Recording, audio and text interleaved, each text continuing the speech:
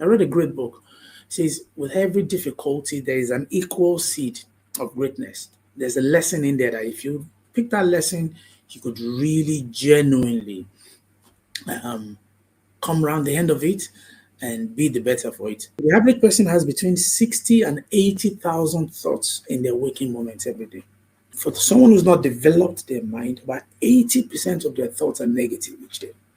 We've all become so conditioned to accept that this world is hard, things are difficult, and everything. And until you start to reprocess those thoughts, reprogram your mind, and these are the kind of things that help getting great books, things that help you so that when I get negative thoughts, I just stop it straight away. Hello, everyone. Welcome to this week's Innovate Relationships podcast. Today, we're going to be talking to Femi Oyedola. Femi is a native Nigerian. He is a very experienced HR manager and he's a fellow at the Chartered Institute of People Development. Very expert in helping the leadership team of many organizations and schools to really make their organization work. And today we're going to be talking about a bit of his background, a bit of his experience, and we're going to talk about what couples can do to make their work relationships work, as well as not having a negative impact on their family relationship as well. So without any further ado, this is Femi. Who is Femi?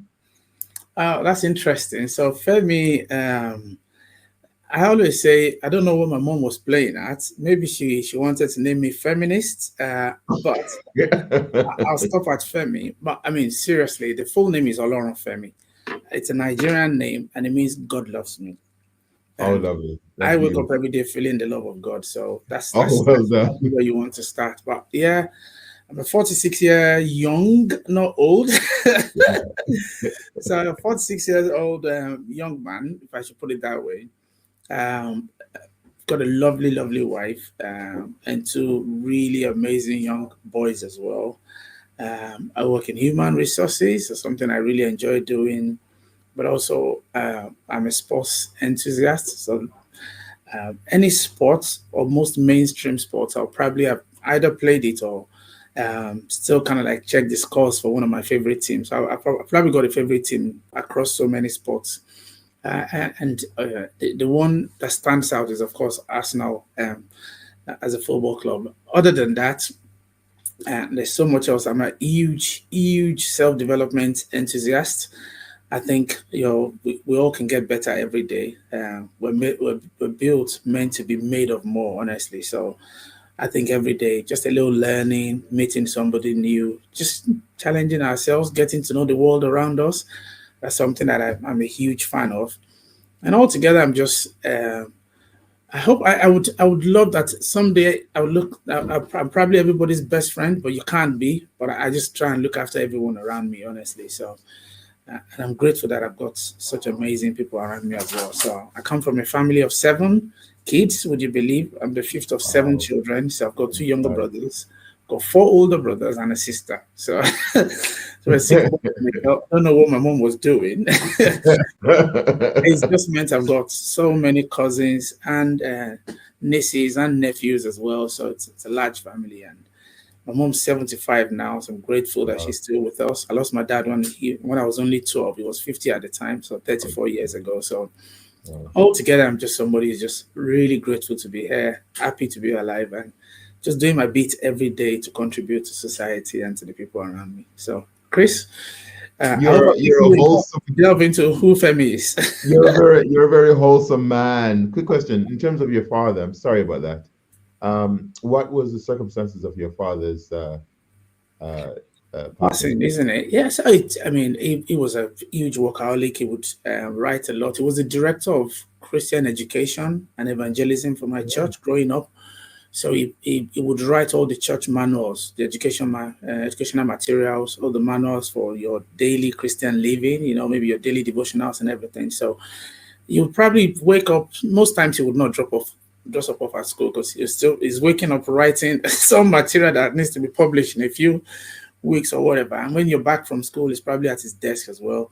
He was also a church pastor, so he was a parish pastor, which meant he had over 100 people to look after. So he probably lived for everyone and forgot about himself. So sadly, he had a stroke, and he only had less than 48 hours to live after that time. Or maybe not to live, but he passed away within 48 hours of suffering a stroke. So, but to be fair, he gave everything. And they always say it's not the years that count. It's not the number of years. It's actually just they will say it's the years and those years that count, the effort, the work, So it's not the days that count. It's just what you do within those days. He made every day count, I promise you. So really proud to have come from such genes, actually.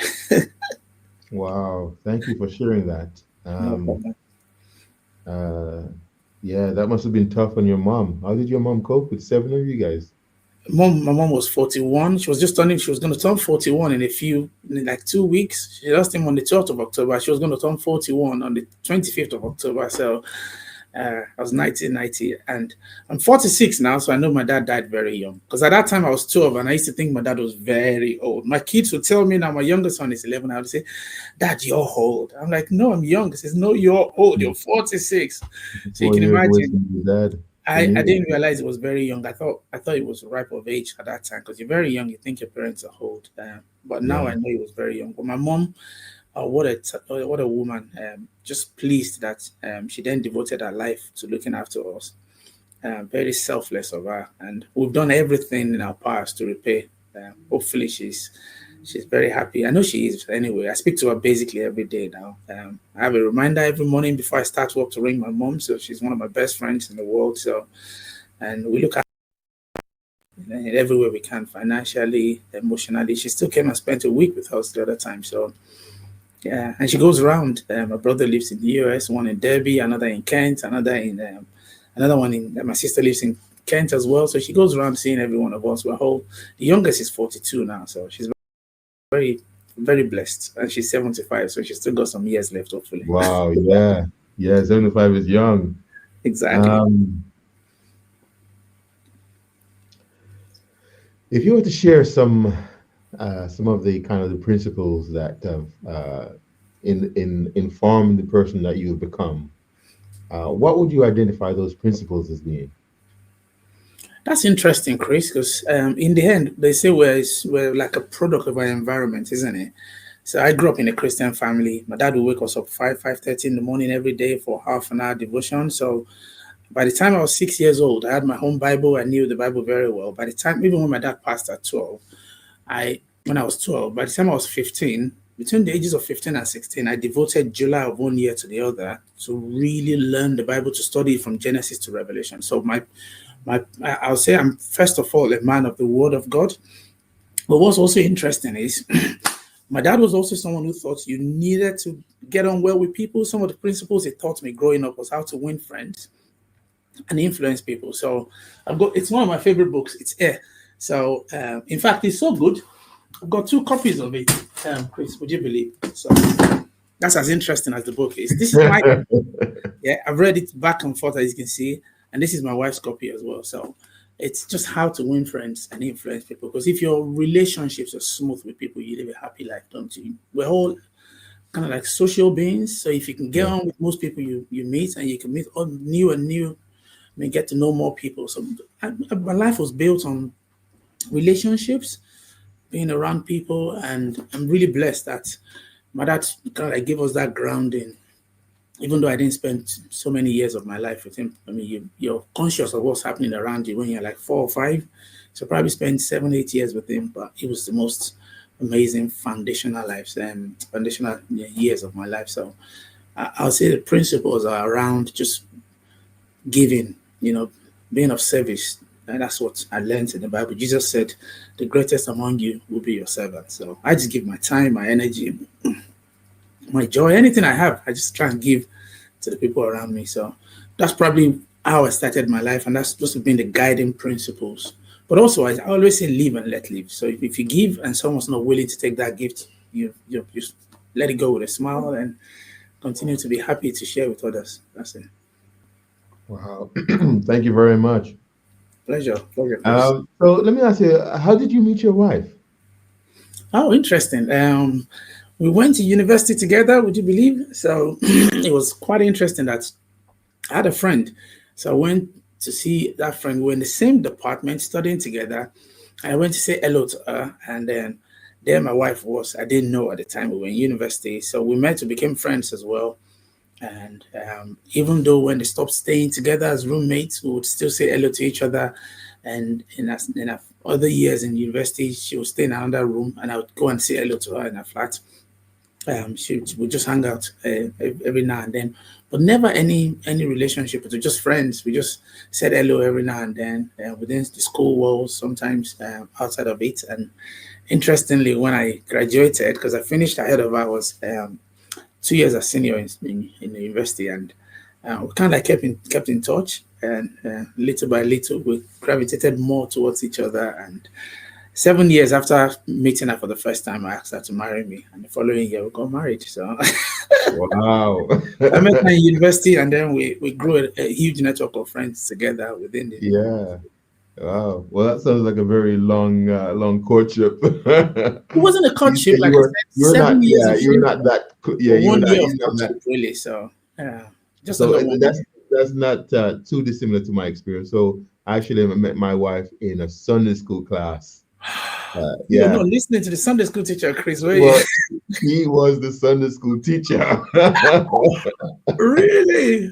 That is So amazing. in the church, we actually take turns and we volunteer. So you're given a calling to take an assignment, and she was given the calling to be the Sunday school teacher, and I was one of the students. Oh wow, And so yeah, I was you paid attention, Chris. I was paying very close attention, and that was in 2002, and we got married in 2004. Funny that I met my wife in 20 2001, years. so just a year before Oh, you. is it So right? Yeah, yeah. it So was I'm written in the 44 stars, now, isn't it? so you're 2 years ahead of me. So Yeah, your wife it's is interesting. two years your junior, you said, No, no, no. My junior in university, actually, yeah. So in a university. Oh, yes, okay, I exactly, get yeah, it. Okay, absolutely. okay, because I'm 2 years your junior also. So So growing up, funny that in Nigeria, where I grew up, you don't go to school based on your age, if you see what I mean. And some interesting. people pass through secondary school and primary school quicker. So my wife was one of those who was lucky to go to a private school. I went to a public school. In public schools, you've got to serve your time, like year one, year two, or like you say, primary one, primary two. So year one, year two to year six, and then you go to secondary school 6 years as well. But my wife was lucky to go into a private school, so she finished. She got in early because if you can afford the education, you can get in early. My dad was a clergyman. I had to wait till I was about six to get into school. So you had to wait. Yeah. But when you're 3 or 4, if you've got the money, your parents have it, you can get into a private That's school in interesting. Nigeria. But also, if you're very smart as well, which she happens to be at the time and now anyway, you could skip a class as well where they say this kid is so smart, they shouldn't be with their mates there. So Okay, they call it double my promotion. son's done that. My son's done So that. in the end, between my wife and I, there's about 5 years or so in age, but only 2 years, you would imagine, educationally, because she's super close to me because she had those rapid years in primary school. And then she got in when I would have been still at home drinking tea, waking up. The girls are known to be smarter. They They're are, ahead of us absolutely. Mhm. evolutionally. They're more advanced than the boys are, and they're they're more serious and more devoted in terms of their devotion to their education.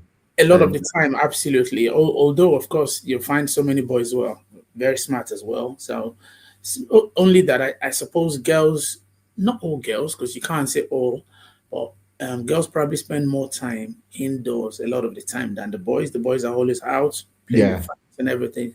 So the girls will be spending time reading, building reading the their books. capacity Yeah, yeah. to improve. So possibly that could be a reason, I suppose. Let me ask you a question. So, what are some of the principles that guide the way you interact with people? I mean, I know you're very much a people person, and that is one thing I love about your character. Actually, Thank if you. everyone was more like that, I think this world would be a much better place. Um, what are some of the principles that guide the way you are the way you interact with other people? Again, I go back to this amazing book. It says how to win friends. So there's a few chapters there that will tell you per chapter how you interact with people. So, and I told you about the Bible. So some of the principles that I follow, the first thing is just service. Anyone I'm around, I just ask myself, how could I help this person be better? What can I contribute to this person's life? I mean, not necessarily financially, because most people don't need your money, of course. But being a friend, checking in on them, whatever it is they're doing, supporting them.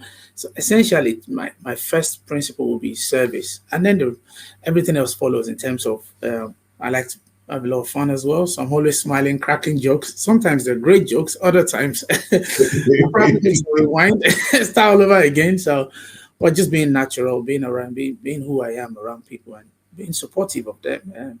Being that encourager. So that's just what I do around people, honestly. Yes. In a previous discussion, thank you for sharing that. In a previous discussion, we had a chat about your 4 Fs. Is the 4 or 5 Fs? The 5 Fs. The 5 Fs. Sorry, I No, lost my no. notes. I had to draw from my memory. Because I was making some notes when we were speaking. But I want you to just touch on those 5 Fs and share how you develop them and how you actually implement them in your daily life. So I was really lucky to have met a mentor many years ago who sat me down and asked me what my priorities were in life. And at the time, I prioritized work a lot, if you see what I mean, because I was actually a HR manager at the time. So life revolved more around work, even though I spent a lot of time around the family, but it wasn't enough. She said to me, what are your priorities? And so we sat down and thankfully we devised, and he taught me these 5 Fs. And he said to me, can you order this? He asked me to write them on a straight line. So the first F could be anything.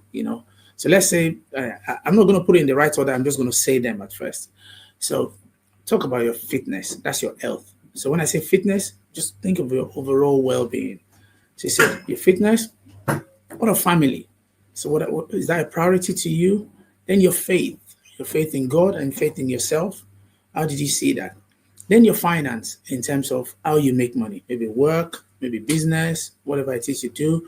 And then your friends in terms of friendship. He said those 5 things should be priorities in people's lives. But most people don't realize they should be priorities, so they don't take care of them. He said if you can look after them the right way, but also know what should come first, it's a lot easier.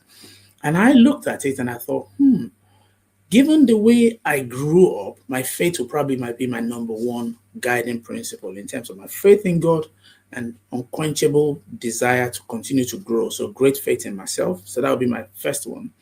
And I thought my fitness, my health. Because I thought if I wasn't healthy, I couldn't be useful to my wife and my children and the people around me. So I thought, how about I prioritize my well-being? So that would be my next one. And then I thought about my family. Now, I love my wife to bits, and I'm sure she's challenged me a couple of times, like I should be top of that list. And I said, look, if I don't have faith in God and do the right things, and I don't look after myself, I'm not going to be of any use to you. So don't worry, those are outside of you. We take those away, you're my next big priority. So my wife and children, my mom, my siblings, again, my nephews and nieces. But of course, you can't again, reprioritize those as well. So I'll probably say your immediate family that you brought into this world, your children, of course, your wife that you're doing that job together as well. Make them a priority and you want to look after them. So I thought, okay, do that. And the fourth one would then be my finance because you need money. Someone said oxygen is important, but money is right up there with oxygen, trust me. If you can breathe as much as you want and you haven't got any money to buy anything, you're going to die at some point. So realistically, I thought the finance is something you're going to look after properly. So your money in terms of whether it's work or business, developing multiple streams of income if you can, still looking after your health and not overdoing it so you're not hampering your own physical well-being and mental well-being. And then friends. So I like to prioritize my relationship with my friends. So I went and ordered those in terms of those 5 levels. So my faith in God, my health, which is my fitness, my overall well-being, and remember faith in God, also faith in myself. Because if you don't believe in yourself, Chris, no one, very few people, I should say, not that no one, but very few people would have any faith in you. So my fitness, then, like I said, my family, but also I try and look at how you make money. Money is essential. You can't go to any shop and start picking things and not pay. So the finances and then the friends. Those five, but I have a sixth F, Chris, and it's called Okay, fun. So fun. but you can't put fun as first. You can't put it at last. You can't put it in the middle. You infuse fun into everything. So Oh, when I'm in church, I'm the happiest. When I'm with my friends, I'm having a great time. When it comes to my fitness, I try and do things that I enjoy. So I play football 2 or 3 times a week now, essentially 3 times a week. It's a team sport, so you meet new people, and I play with different teams as well. So I'm seeing different teammates every week. It's really nice. I used to go running, but I thought running is great. But it's nicer to be around people. So I play football very regularly. So again, I do things that I enjoy to improve my health. And then when it comes to business, in terms of finance or family, I always make sure I'm with friends. I'm always having fun. I make sure I bring a bit of energy into the team. I work, even with friends, just things to really keep you going, smoothing your relationships with people at all times. So those are my 5 Fs, but that fun is also a great part of it, Chris. And I see you're smiling. So you're a man who has great fun as well, isn't I'm it? just trying to follow your example. um, what was it actually that persuaded you to pursue a career in HR? Usually it will be a combination of factors for most things. Sometimes there is like a standout moment, but I'll probably say my sister is a factor. She may not know it, but she was the head of admin and personnel. And I was in university at the time. I used to go to her office. That was the title she held, the head of admin and personnel. So I used to go into her office, and it was nice that everyone came into the HR office. It wasn't called HR; it was called admin and personnel.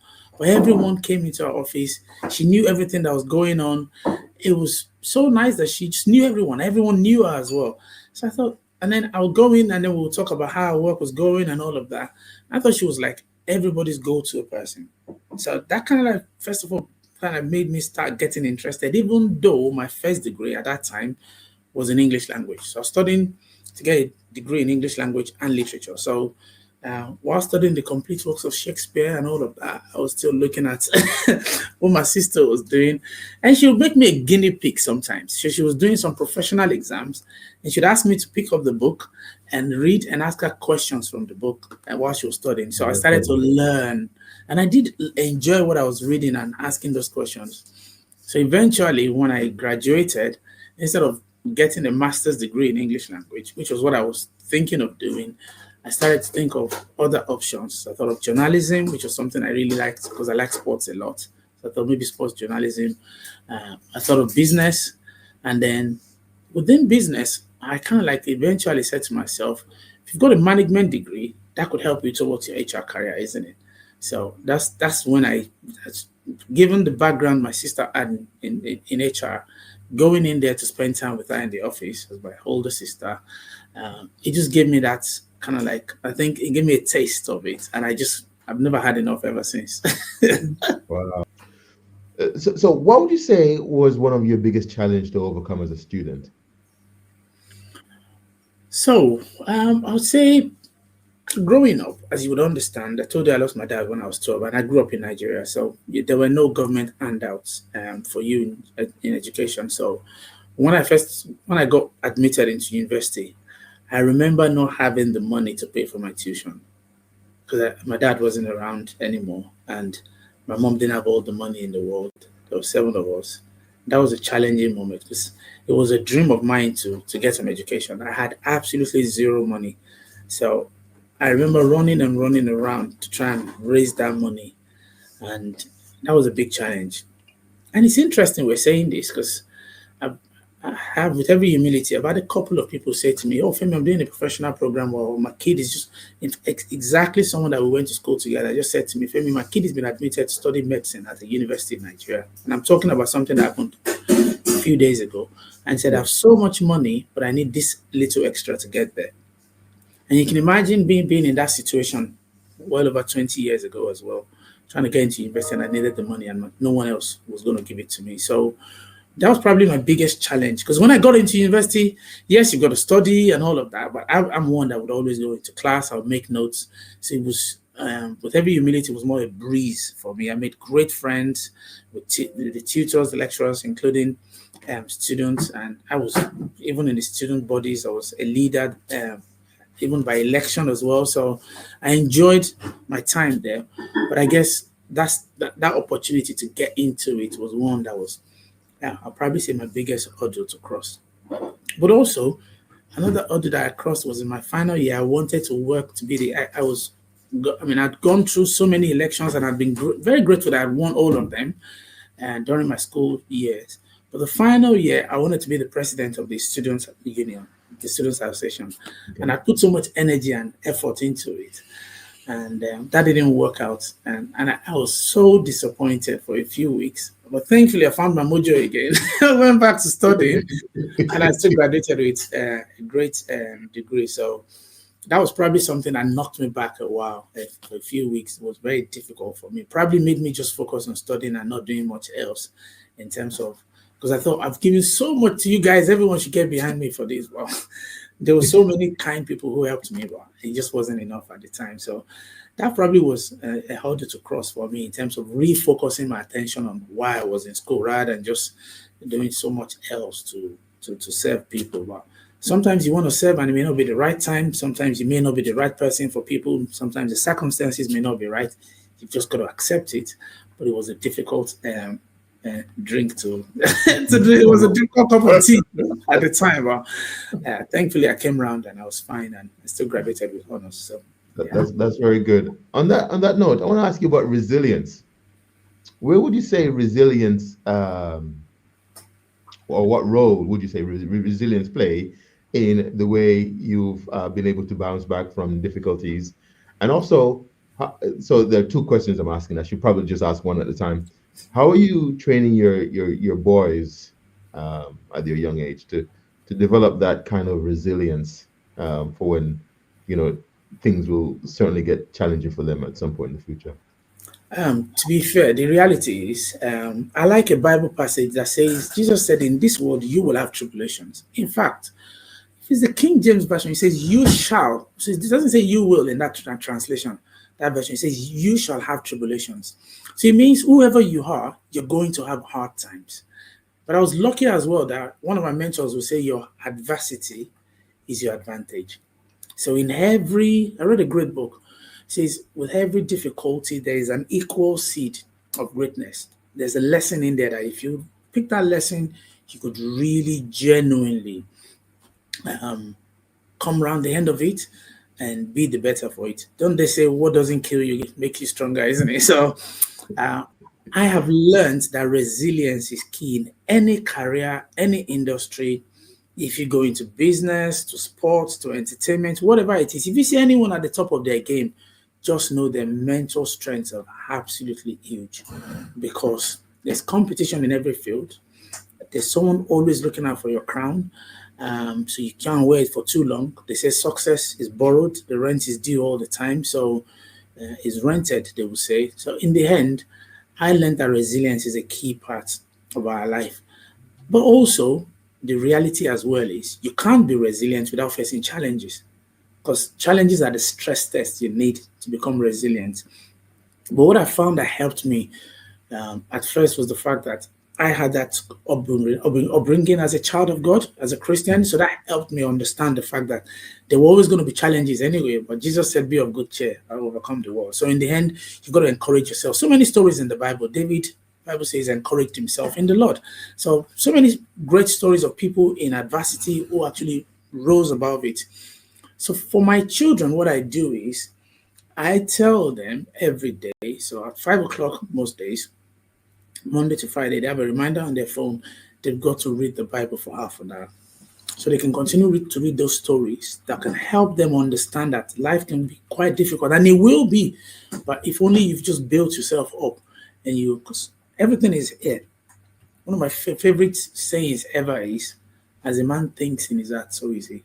So if you have a problem, if you see it as a problem, it will be a problem. If you see it as a challenge you can overcome, you don't give it so much power, you're able to overcome it. So you then need to just guard your heart. Like Proverbs 4:23 says, guard your heart with all diligence. From there flows the issues of life. So it's just about thinking right. So a lot of the books I have, they're about really growing your thought process, owning your thought process. You're going to have negative thoughts. I got lucky, and I'm going to just ask you a question, Chris. Sure.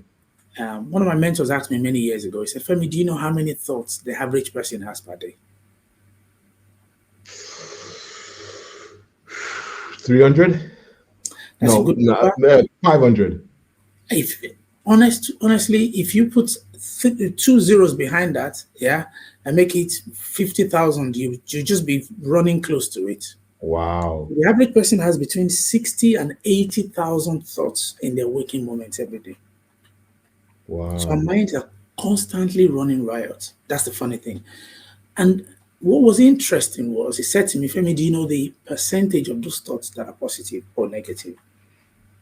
And I wasn't too sure. So he said research shows now for someone who's not developed their mind, about 80% of their thoughts are negative each day. Excuse me.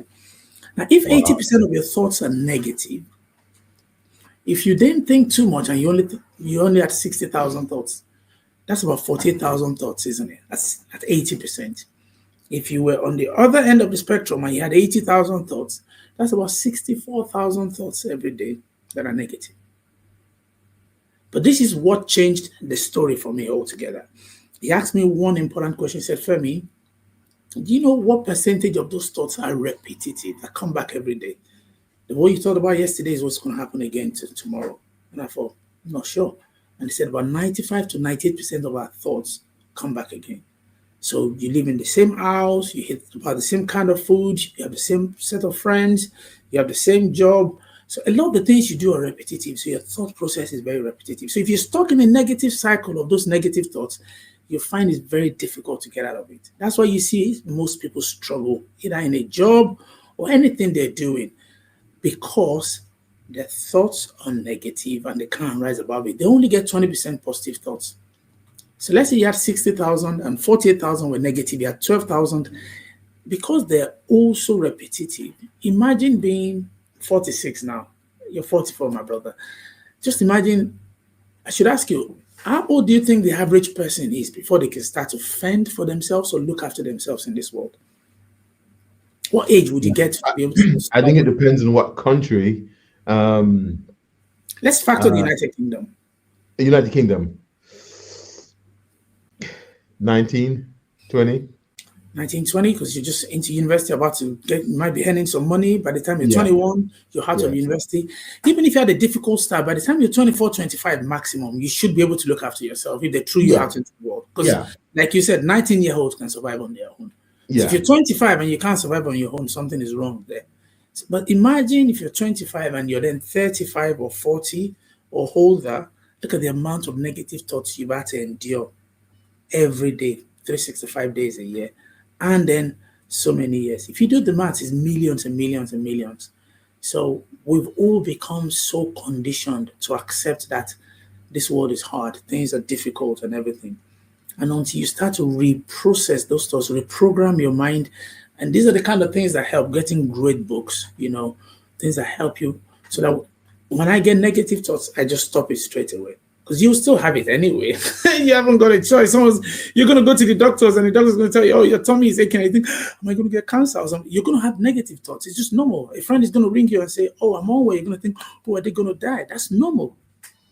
You're going to want to take an exam and you think, am I going to do well at this? You're going for an interview. You're thinking, are they going to offer me the job? Am I going to be great at this? So you're always going to doubt yourself. But very quickly, I've learned then to perish that thought, to replace it with a positive one. And then I choose positive words as well. So I never say I'm nervous because I don't have nerves anymore. I'm excited. That's what I say. So, because words also help how we think. So even when I pray, I don't pray about negative things. I use positive words in my prayers.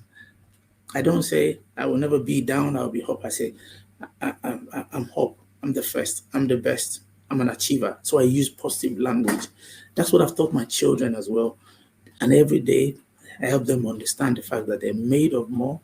And so, just to answer your question in a nutshell, I think your mind is where the whole game lies. Honestly, that's the battleground. So what's helped me and what I would recommend to people is just growing your resilience in terms of understanding who you are. But you can only do that by reading and learning every day, being better every day.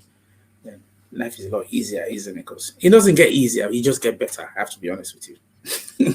Okay, in terms of your work in HR, what would you say one of the most common misconceptions of HR? Well, that's interesting because HR sometimes, I mean, if you look at it from an employee point of view, employees see you as like management, if you see what I mean, or the watchdog, the police in the organization. And then if you look at it from the perspective of the executives in the business, they look at you like, okay, are you with us or are you for the people? So in the end, there is they need to influence the executives. There's also the need to influence correctly or rightly so the employees you're serving. So one of the common misconceptions is just that HR is there just to keep maybe to keep the peace or to please people and all of that. And that's not what we're there for. HR is we set the strategy. We're a business partner.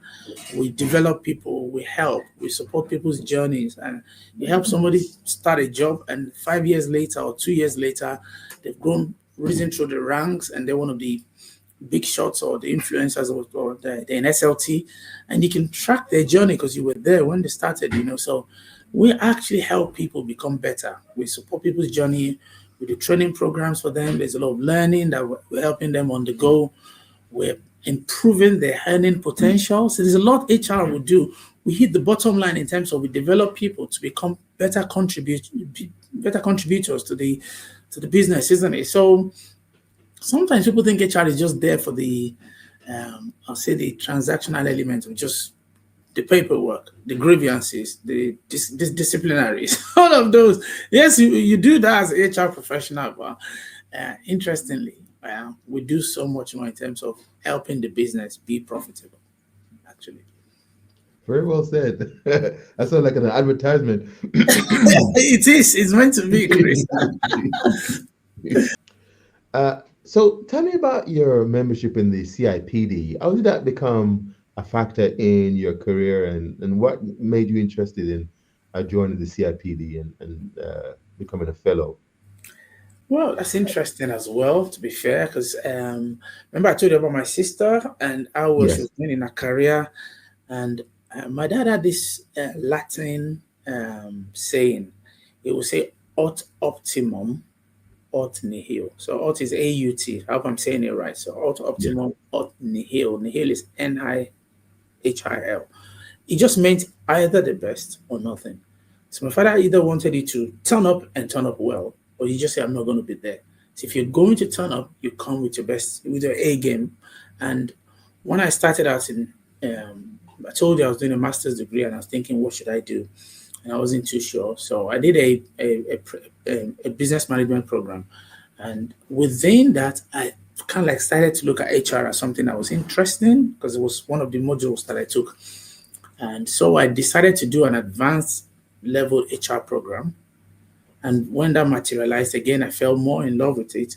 And that's when I decided, okay, let me start applying for jobs within HR. I got into management, to be fair. I was very lucky that I rose very quickly through management, through the ranks.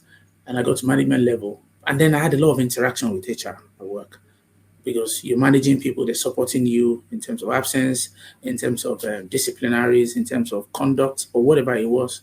Even recruitment as well. They need people, they'll ask you, look, what's your FT count? How can we support your journey? Do you need more? Or are you making enough money for the business? If not, do we need to drop a member of staff? So you were always in conversation with HR. And then when you went for team away days, there will be a HR presentation anyway, all the time at every management gathering.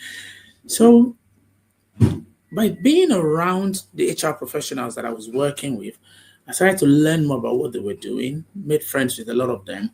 And there were a couple of them that were CIPD qualified. And so having that conversation made me think, okay, if you're going to do this, you need a CIPD qualification, isn't it? So that's when I started to um, do a little more in terms of, okay, I can't afford to pay that money. Like go and pay for a CIPD program on my own again because I'd done an advanced level program, HR program myself. So, but it wasn't with the CIPD. At that time, it was a long time ago. It was in 2000. 6, 7. It was they called the Association of Business Executives. So it was a level 6 advanced level HR program. But I needed to do more. So eventually I found a role in HR. And so I was able to convince my employer to pay for my CIPD program. Well And done. thankfully, my employer did. I'll never forget the first check they wrote was £6,600 Wow. for my CIPD level 7 program. So, because I had a master's degree at the time, I had a level 6 HR program as well, that advanced HR diploma at the time. So it was quite okay for me to go to level 7 CIPD. So I Yeah. didn't start from level 3 or 5. I went straight and did a level 7. You could do Wow. the certificate program, but I thought there's no way I'm doing that. I'm going to do the advanced HR program. So I did that.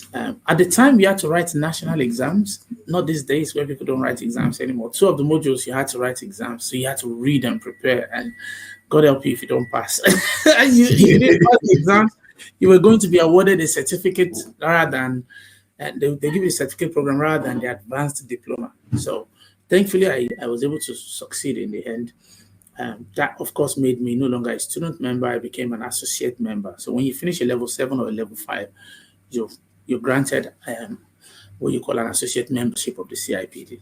And that was your badge of honor because you knew you were competent. Now you knew what you were doing. So I was very strategic with my work.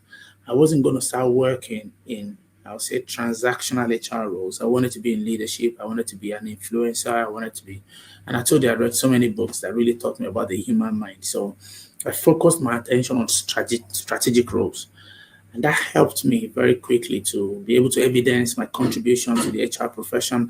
I started to mentor people as well at work, outside of work. I would involve myself in a lot of the projects at work with customers, making sure that I was able to influence rightly. And that really helped me then get to chartered membership. And with chartered membership, I knew the next level was chartered fellowship. So again, I was strategic with the jobs I was going to take, the roles I was going to perform at work. And I was always constantly pushing myself, reading, meeting a lot of HR professionals. I started to network with chartered members and chartered fellows, wanted to understand how they got there. And in the end, thankfully, I took the fellowship assessment and then I passed it and was successful. And here I am today as a Chartered Fellow of the CIPD. But as you can tell, that journey comes from so many wonderful people that I've worked with, mentors that have supported me. If I started to name them, we'll probably not finish today. So that's what's helped me get to Chartered Fellowship. But that journey is what I've just kind of like tried to chronologically present to you, Chris. Very well done. You're right. I mean, none of us will be where we are without the mentors and the people who help us on the way. So, good job with that. What would you say is the most rewarding aspect of your work in HR management? So I'm an HR consultant these days. Thankfully, I work with decision makers. So you're looking at heads of departments or heads of schools. I work in education as well, so that helps. So I work with the trusts that you find around. So from multi-academic trusts, I work with maintained schools as well. So local authority maintained schools, but I only work with the leadership teams, starting from maybe assistant head teachers to deputy head teachers or the head teachers themselves, so executive head teachers. I also work with governing body chairs and a lot of the time with the CEOs of trusts as well, directors of HR and everything. So the most pleasing element of my work right now is just helping somebody see a better way of looking after their people. Because they're the decision makers, and if you can help them understand why they need to invest in their people, maybe someone that they could give a second chance, maybe put in better measures, better policies as well, because I'll review the policies and procedures for them. And sometimes, we don't really want to do this, and you can give them good reasons why they should, and they bought into it. That's always the most rewarding aspect, knowing that at that end, in terms of the educational outcomes of children, I'm able to contribute positively. Because if you're looking after the people that look after the children are going to be well looked after, and the educational outcomes will be a lot better. So that is more like a purpose for me. That's what drives me on at the minute. Actually, that's probably what I would say. It's very good. That's very good. Wow. One of the reasons why I wanted to get you on this podcast is because obviously as a relationship coach, I'm looking at husbands and wives and how they're functioning in the family setting, how they're supporting their children and each other. And a few questions or an area I want to kind of discuss with you is how do you, with your background and your perspective as an HR fellow, consider the impact of work on the marriage and family relations, the family time? What thoughts do you have about that when you're consulting with these heads of schools or leadership team about or insights you've had? You may not have said anything or acted on it, but something in your mind, and maybe a concern or something you've seen because of you've got that vantage point that has an effect on the parents in the marriage, or partners if they're not married, and the children. I mean, if you look at the structure of a marriage naturally, and I like the fact that you're talking about marriage now because that's where my experience is. I've been married 15 and a half, going to 16 years now. I found that our job is our work, whatever it is, your job is our contribution to society. So it's useful that we're contributing to society essentially, if you see what I mean. So it's Yeah. really important that we can feel that impact that we're giving, that we're making. So for me, I think work is very important, and I've really kind of like helped my wife understand the need for us to. I mean, if you had a great job as well and you worked with the people who are decision makers, you could make a greater influence because then you're making it on a wider scale. So for work, I think work is very important. What's not very good is when we then make it the focal point of our lives, which was what I did previously, because I thought you had to make the money, you had to provide for the family. So the missus and I always work. But we realized that we needed to nurture our friendship, our relationship. So you have to make tough decisions, Chris. And one of the decisions I made was I'm going to start to think of how to improve myself so I could earn more, but also develop multiple streams of income so that work was no longer going to be the one thing that brought money in. Because money is essential. Remember, I talked about oxygen. Oxygen is there, but trust me, money is right up there with oxygen. So for families, we go into work to pay our bills as a starting point, but also, like I said, our work is our contribution to society. So I always have thought if I could improve improve myself, invest in myself, it just meant I could attract a nicer job, a better pay packet, which meant I could also choose who to work with as well. That's one thing I found. You work with good people, you're going to have a great time working there, but you'll also be able to spend time with your family. But if you work with the wrong set of people or teams or companies, it will drain all your energy and you will not spend time with the family.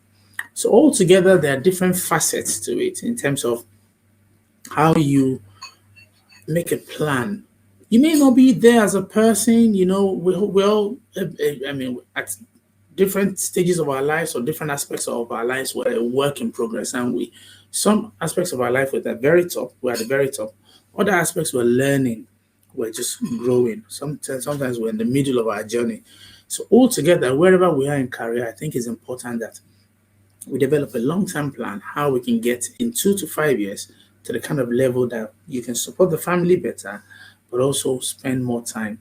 If that's what you want. Anyway, people have different things there that the goals are. But for family-oriented people, for people in marriage, you've got to start to have a chat together and say, what can we do differently? How can we invest in ourselves so that we can spend more time together and not necessarily be in work all the time? And I'm grateful for the advent of technology in terms of people being able to work from home so couples can spend more time together, during the working day. It just helps a lot. But also, if you were in a job where the employer could not allow you work from home for the reasons of the job, or you could, but the employer is not happy to, the more you develop yourself and be a person of value, the more they can think, if you let this person go, it's going to hurt our bottom line. So we've got to give them what they want. And you can make a flexible working request these days, so even twice a year. So altogether, I think what's important is the fact that for marriages, work is necessary. Otherwise, you won't stay together for long. You're gonna have to pay your bills, but don't let work be the one thing that overwrites all the time you should be spending together, actually, Chris. Yeah, that's good.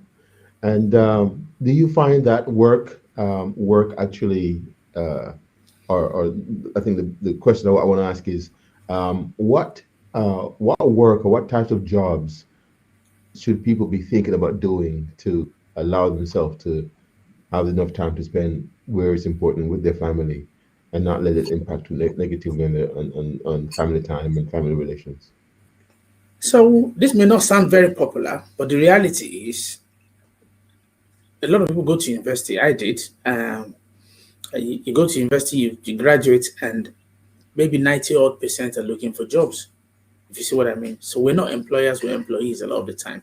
And the educational system is geared towards training us to be employees. You've got to come in on time, you have a timetable, you have to do your assignments, you have to submit them at the right time. You can't influence the system is already there. That's the way you come in as an employee as well. The company has a system, you come in, you need to be on time, you need to do your bits, so in the end, we're conditioned to be employees. So when people then go into the workplace, they can't influence what they do there. But again, when you read great books, it opens up your mind to you realizing that yes, it's nice to have a great job, but even if you had a great job and you were not the right person, you would not keep that job for long. But investing in yourself, realizing that you are the opportunity. That's probably the biggest four words I ever had in my life. That you are the opportunity, not necessarily a job. Because you could be in a nice job and still make a mess of it, or struggle in that job because you don't understand how to really look after yourself.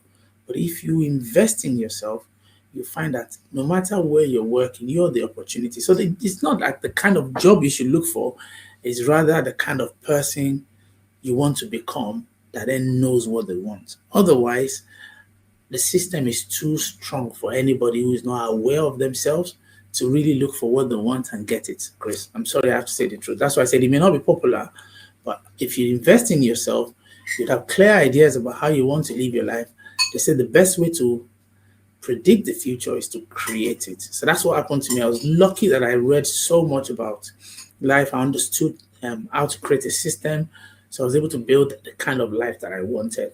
I was able to choose the kind of job that I wanted to do and the kind of people that I wanted to work with. So that allowed me to be able to then spend quality time with my family and friends and live the kind of life that I really wanted to live and work with amazing people as well. So it's not success in terms of finances. Money is great and we need it. But, the ability to be able to do your work where you want, when you want, with who you want, it's just amazing to be able to make those choices. But it comes from constantly investing in yourself. See, if I told you that people should go and look for a job in HR or in accounting or in medicine or whatever it is, there are doctors who are stressed. There are teachers who are stressed. There are accountants who are stressed. There are HR professionals who are burnt out. It's not the job, trust me, it's the person. Because any system you go into, you're never as strong as the system, except you're able to create one for yourself. I hope that helps. Yeah, that's deep. Thank you. Thank you for that. Pleasure, Chris.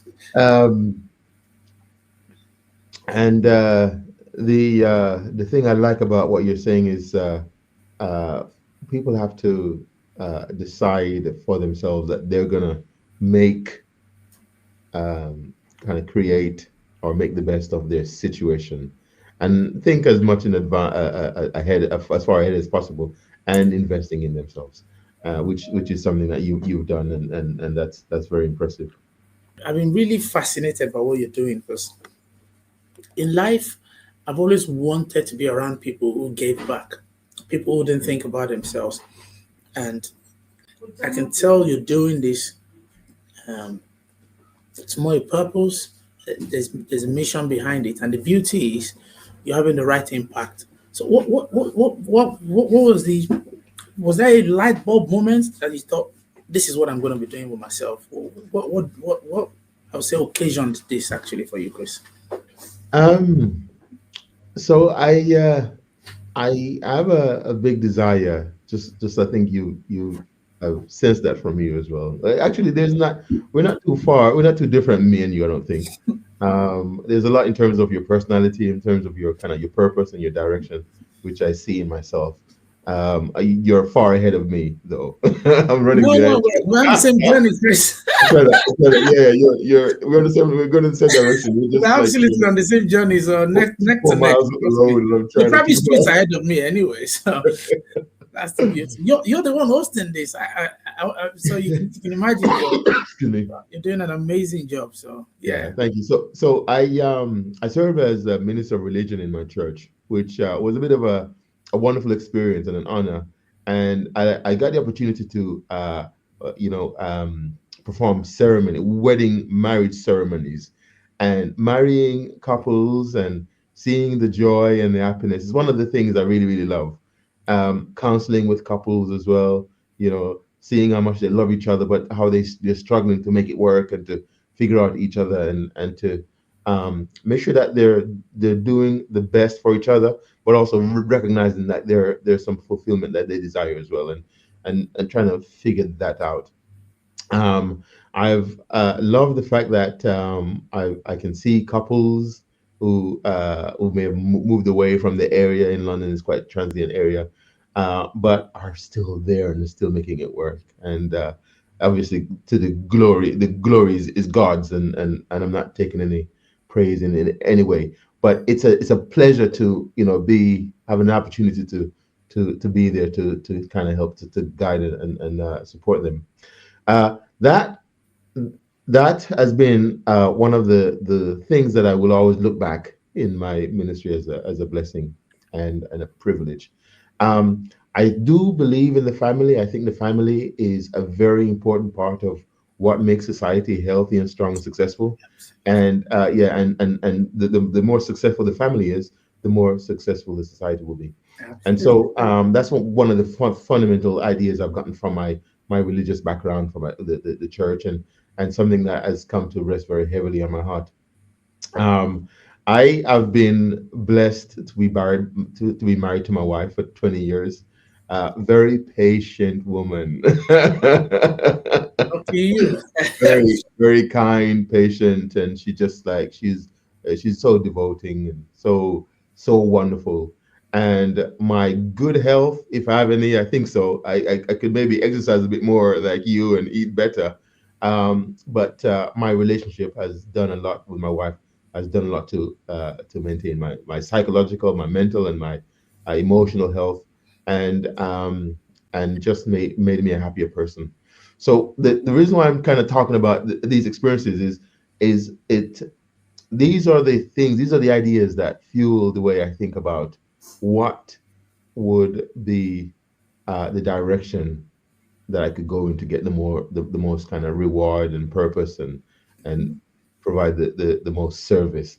And so I think that when people experience challenges in their marriages, and I've got a very romantic idea of life. I think that if people are able to come together and figure it out, quite often they're saying the same thing, but they're speaking in different languages. You know what I mean? Communicating, one speaking German, the other speaking French, and they're angry with each other, and I always get sad when that happens. But so my role as a relationship coach, and I've used all that knowledge and experience in the relationship coaching business that I'm doing, is to try to help couples to figure this stuff out, to make agreements with each other. Covenants is what I refer to those as, and to hold each other to account, to create boundaries within their relationship, and make understand and make sure that they understand each other and they're on the same page. And yeah, that's one of the key focus, or things that has drawn me in this role. Of course, I love the idea of having your own business, and I know you've got your own business, and you're getting up to me in that sense. And I only started this year, June this year, May, June this year, and so I've got a long way to go to really build it up. But I want to one day look back and say that I've been able to help loads of couples and therefore families, and Mhm. therefore always contribute to the success of the society. So that's one of the things that the kind of motivates me to kind of to do the work that I'm doing. Wow. Do not get me wrong, I am not the perfect husband. You know, Nobody is. Have you seen a yeah, perfect human being? It's yeah, nothing. I'm not Nothing is the, perfect. yeah, I'm There are no not the, perfect human beings, no perfect husbands or wives or partners, no perfect children. So, Chris, yeah. we're all a work in progress. Trust me. So, very kind of you to say that. Yeah, um, it's nice to be honest with ourselves. If you saying that is just you're right yeah, about. You just someone we all should be improving. Remember, I talked about being better every day. yes, exactly. Yeah, so Yeah. don't worry about it. If you're getting better every day and you're doing your honest best, that's what you want to be. One of the you were talking about maintaining a positive attitude before. Yes. I was very impressed with that. And one thought I had was this. You may know of the Gottman Institute, The uh, Godman the Institute. Gottman Institute. Okay. Tell me about them. So, John and Julie Gottman, they're the founders of the Gottman Institute, and they created this theory called the Sound Relationship House Theory, which is based on 50 years of research. John Gottman was professor of the University of Washington with Bob Levinson many years ago. I think they started like in the 80s or in the 50s, the well, no, 70s, 80s. And they had thousands of couples come into what they call the Love Lab. And they basically use this Love Lab as a kind of a bed and breakfast setting. And they had 4 cameras on the couples, and they start them up to these these body reading mechanisms that check, heart rate, and they were testing their sweat glands, and they read how much movement they were doing. They were even testing the levels of cortisol in their urine, and so they were trying to get as much data from these couples as they can in terms of how they interact with each other and how they make their relationship work. So they decided that they would not start with any particular hypothesis at the outset. They would just observe the couples as they interact with each other in as natural an environment as possible, and then come up with theories that are grounded in what they're seeing in terms of these data that they're collecting. And so they came up with this theory called the sound relationship house theory. And it's, if you can imagine, it's a theory that's kind of designed into the shape of a house. And so it's got Okay, it's nice. 7 levels or 7 layers or floors, and two walls or pillars. And so the one of these levels is this idea of maintain a positive attitude. They say that when they saw the couples come in and they were observing them, some couples tend to have this default negative attitude towards their spouse and each other, and the relationship. And that seemed to be the lens through which they saw everything. So if their spouse did something bad, then that was an act of, aggression towards them. And there were other couples who had this positive view of their spouse, and they call these the positive and the negative sentiment override.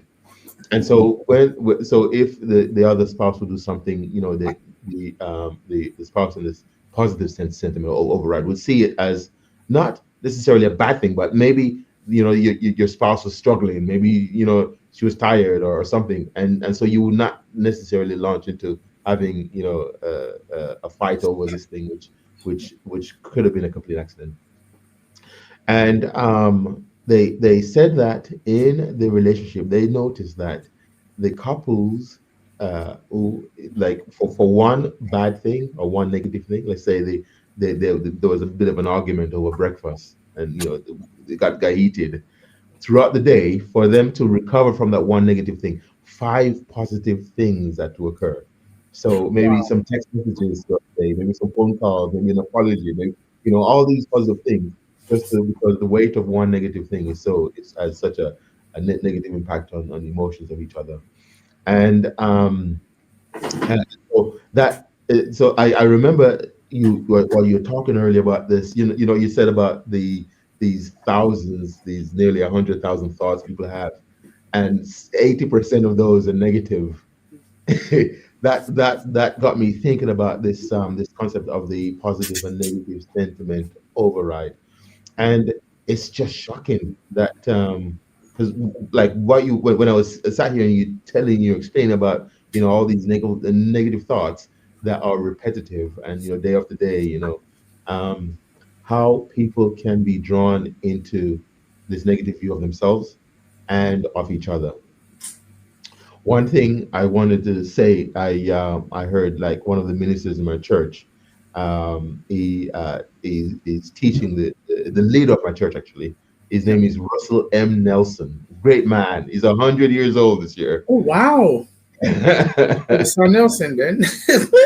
Nelson, he was a cardiologist for many years, and actually is wonderful. So he was one of the guys who invented the heart lung machine.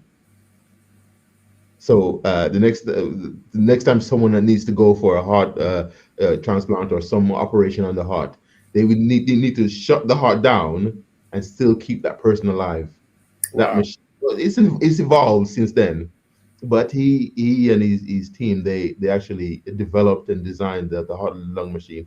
And so and then later on in his life he went to the ministry, and he's seen in the church as a prophet of God. So he's a great guy. One thing that he is teaching us to do, which I'm trying to apply to my life, and I think this might help me with, because I have negative thoughts as well, Oh, we Femi. all do. I told you. But when I hear you talk about the level of negativity that people can have, that does what it does is it causes me to look at myself and think, what can you do to fight against these negative thought patterns that you have, and try to get out of that thing. Um, anyway, so back to President Nelson, which is the leader of the church. He said that there is this concept, which is a word, is a Hebrew word. It's called Hesed, and the word does not have an immediate translation in the English language. So there is Hmm. a word that that can be used to, Absolutely. but, We've got but them a maybe there language. are a group of I'm trying to words. find an English word for it. Exactly, they're exactly right. So maybe there are a group of words that can lead you into the concept, the concept of uh, uh, love and compassion, and you know. I think they said, like in the translation, or when they were attempting to translate it, terms like tender love and care of Yeah. God, like his love towards people, his covenant people. So this concept, this Hesed word, refers to having a mindset that is full of compassion towards yourself and towards others. And so if and as you were talking about that negative thought pattern, if I can have a Hesed mindset towards myself and other people, it means I can have some compassion towards my mistakes and towards other people's mistakes, especially in a marriage, as in my work and as a relationship coach. If you have a Hesed mindset towards your spouse or your partner, then you're going to be more forgiving when they make mistakes or they do something that offends you, or and it will help you to get into this positive sentiment override. And so that is something that I'm trying to develop and work with my couples, and helping them to infuse that into the thought pattern and change this negative kind of thought process that people tend to have. So I'm grateful that you mentioned that. Actually, I really thought very carefully about that as you were saying it. And now you can understand that it's not their fault when they keep shouting at each other or they think negatively. Sadly, people can't help themselves. You need someone like yourself or something like a book or whatever to interrupt that process, intervene, and help them on a new journey. Otherwise, it's just if nothing intervenes, they'll be on that process. You just see two lovely people who just can't live together. They don't know, but they're not in control, sadly. Very well said, Femi, my dear brother and friend. Thank you for taking your time and spending it with me, having a very engaging and uplifting conversation. You are a good man, and it shows, it radiates from you. And I want to say thank you, appreciate you, God bless you, and have a Now, wonderful football match with your son. no, it's been an honor to be here, and I know, even though I'm sat in my house, I know great people have walked this path, and even greater would be sat across the channel from you talking about different aspects of their lives. So, in 2 years, in 5 years, when I see presidents and when I see industry leaders talking out, always remember that, yes, I walked that journey as well. So I'm going to hold this very dear to my heart, and I'm going to wish you all the very best. Thank you. But it's great that you're helping couples, helping families, helping people, because that's all it is about. Like I told you, the greatest among you has to be your servant, and you're a great servant of people. So God bless you. you're Thank you very destined for much. greatness, I promise you. So thank Thank you you, for sir. the invitation. I'm super honored and grateful, Chris. Thank you. Have a wonderful day. And you as well. All the best. Thank you, my Thank friend. you.